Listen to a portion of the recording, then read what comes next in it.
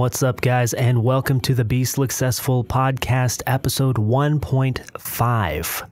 I'm going to be doing these half episodes.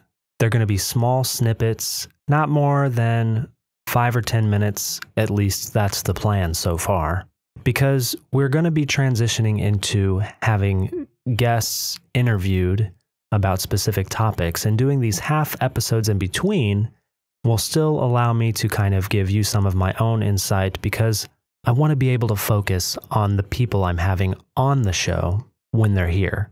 I do want to do a quick shout out to a friend on Twitter who is also a musician, also a game developer. His name is Ben Burns. You can find him on Twitter at Ben Burns, at BEN_BURNES.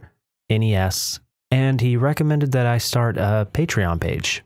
And I didn't really think much of it, but I went ahead and started it yesterday. And I thought, this would be a great way for me to be able to kind of, in a small way, fund this project, since I do it on a low budget. So shout out to Ben for the awesome idea. Go check out his stuff. He's got a lot of gaming related music, and it's really good. He actually even just took one of the videos I put on Twitter of me running my finger across icicles, and he took the little soundbite there and made this really short kind of beat to it, and it's really fantastic. So thank you, Ben, for that. Having said that, if you're liking the podcast so far, it would be great if you would consider, if you are a patron or on Patreon, to be a patron of the show. So for this little tidbit, half episode, I want to talk about sleep. Good sleep. Having a good night of sleep, honestly, affects your entire day. And you always hear about the amount of sleep that you're supposed to take, but you never really hear about like when you should take it, normally, that I've seen. I mean, normally the talk is just, oh, you need at least 7 or 8 hours of sleep to be healthy, right? But a lot of times you got to take that sleep at different times because you're busy doing other things. You can't always go to bed at the same time or get up at the same time, depending on what you have going on in your life. Now, if you can set yourself a schedule that doesn't change, that is a really big help. Now, if you're like me, you get really super tired after a long day. You have trouble staying awake. If it's like 10 or 11 o'clock, I can't do anything. I can't watch a movie. I will fall asleep in the middle of a movie. I can't do it.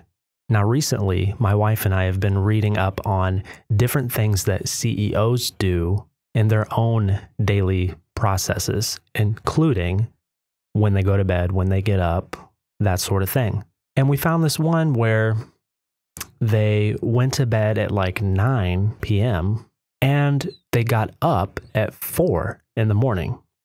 Now, to a lot of you, that might sound way too early, and you're probably thinking that sounds nuts.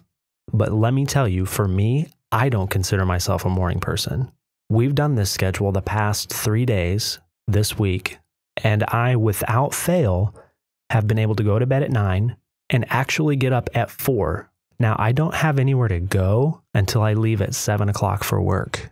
The idea is you get up early and you do your side work during that morning when you have your energy.